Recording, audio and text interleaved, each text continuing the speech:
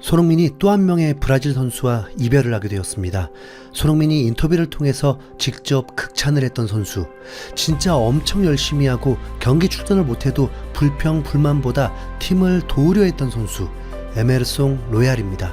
에메르송 로얄이 이탈리아 명문 AC 밀란과 두 달여 동안의 밀당 끝에 AC 밀란이 승리하면서 에메르송 로얄은 약 1,500만 파운드의 토트넘을 떠나게 되었습니다. 손흥민에게는 매우 힘이 되어 주었던 선수 중 한 명이었습니다. 그는 손흥민처럼 언제나 웃으면서 밝은 에너지를 불어넣어주는 선수였고, 실력 부분이 애매하지만 훈련에서만큼은 1등이라고 할 수 있을 정도로 매사에 최선을 다하는 선수였습니다. 손흥민과의 추억은 넘쳐납니다. 손흥민이 득점을 하게 되면 언제나 가장 먼저 뛰어와서 축하해주는 선수였습니다.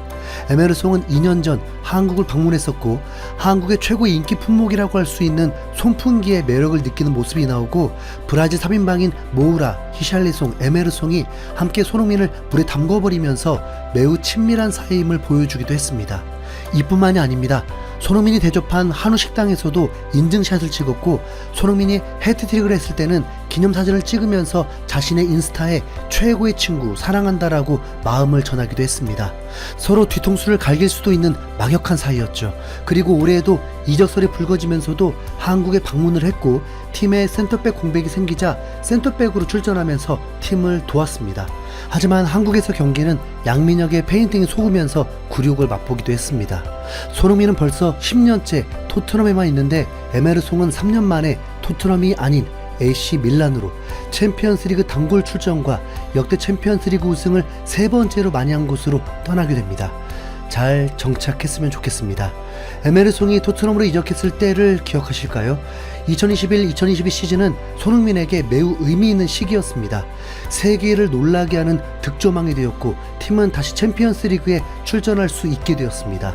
그런데 이런 활약은 시즌 후반기에 콘테 감독과 합작하며 이루게 된 것이고, 전반기에는 최악의 상황을 겪고 있었습니다.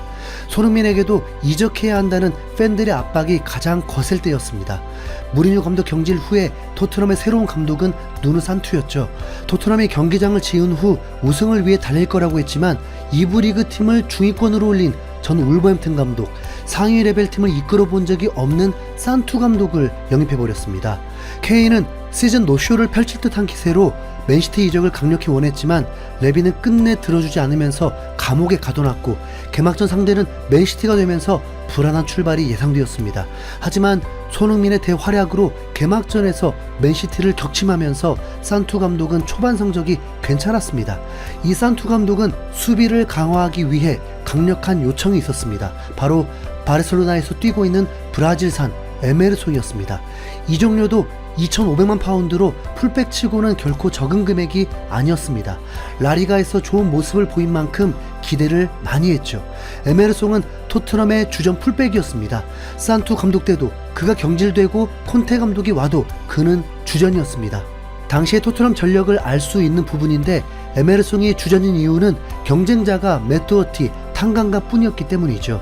거기다 매트워티는 콘테 감독 전술에 적응하려고 할 쯤에 부상으로 시즌을 마무리하면서 에메르송이 책임지게 되었습니다.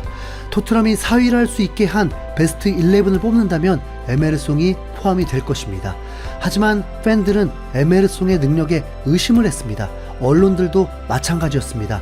스페인보다 더 빠른 템포에 적응을 못하면서 가뜩이나 지능적인 수비가 약한데, 그러니까 판단력이 약한데, 더 빠른 곳에서 더 빠르게 판단해야 하다 보니 실수가 더 많아졌었죠. 토트넘은 콘테를 경질하기 전 3위를 유지하고 있을 때 또 한 번 스페인산 풀백을 영입을 했습니다. 공격에 매우 등한 페드로 포로였습니다.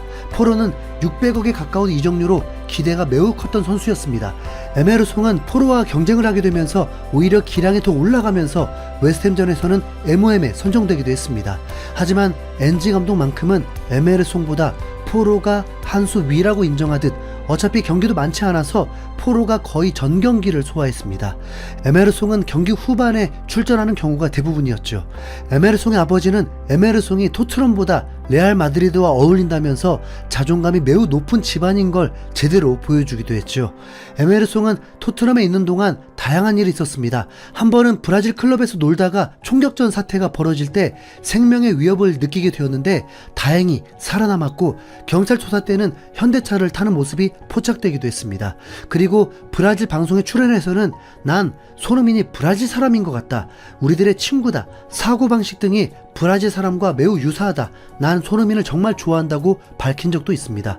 손흥민은 에메르송과 매우 친한 걸 인정하기도 하고 한국에 있을 때는 영상통화로 연락이 온 적도 있다고 합니다. 그리고 에메르송이 유튜브 출연에서는 토트넘에 대단한 선수들이 있다면서 사실은 우승을 위해 싸워도 이상할 게 없는 팀이었다라면서 팀에 대한 애정을 보여줬고, 손흥민은 요리스, 케인이 있을 때도 그들과 다른 리더 같은 존재였다고 하면서 손흥민이 정말 군대를 갈 뻔하기도 했다는 에피소드를 진행자들과 얘기를 하기도 했습니다. 에메르송은 어린 시절 매우 가난하게 자랐었는데 오히려 그럼에도 지금 성공적인 축구 선수가 된 것을 자랑스러워하면서 팔에 문신으로 새기기도 했다고 합니다. 에메르송은 이제 우승 트로피를 들어올릴 기회가 찾아왔습니다. 아시죠? 토트넘 떠나면 이적한 팀에서 우승할 확률이 굉장히 높아진다는 거. AC밀란은 안정적인 수비를 중요시하는 명문팀인 만큼 에메르송도 잘 활용될 것입니다. AC밀란은 2년 전에 11년 만에 리그 우승을 했었습니다. 지난 시즌엔 2위를 했는데 현실은 인터밀란이 더 강해 보이고 콘테 감독이 이끄는 나폴리도 다크호스가 될 테니 한번 지켜보시죠. 에메르송이 떠나자 토트넘 팬들은 후련하다는 마음보다 아쉬워하는 마음이 더 컸습니다. 그가 대단하진 않지만 클럽을 위해 보여준 헌신과 노력, 그리고 그의 분위기는 정말 소중했어. 나도 그래. 불평 한 번 안 하고 정말 열심히 일했잖아. 산소통 들고 다니면서 신경과학자까지 고용하고 상대팀 분석도 했고 절대 포기하지 않는 좋은 롤모델이었어. 그는 세리에의 수비 경고함에 딱 맞는 선수야. 행운을 빌어. 그는 세리에의 수비 경고함에 딱 맞는 선수야. 행운을 빌어. 이제 우리 팀 분위기는 누가 책임져 줄까? 에메르송 밀란 셔츠 하나 사고 싶어 미치겠네. 다음 시즌에 그가 트로피를 들어 올리는 모습을 볼 거야. 시티는 여기서 모든 걸 다시 가져가겠지. 에메르송은 밀란의 스타였던 카카의 등번호를 받게 된다고 합니다. 어쩌면 에메르송은 AC 밀란으로 떠나는 것을 알고 있어서 손흥민과 영상통화를 한 건지도 모르겠습니다. 에메르송은 입단 소감으로 난 이 소식을 발표하는 것을 미뤘다. 모든 문서가 서명되고 정리되어 있는지 확인하고 싶었기 때문이다.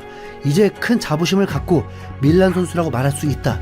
이번 이적은 내 커리어에 좋은 기회이며 새로운 챕터를 시작하기를 매우 열망하고 있다.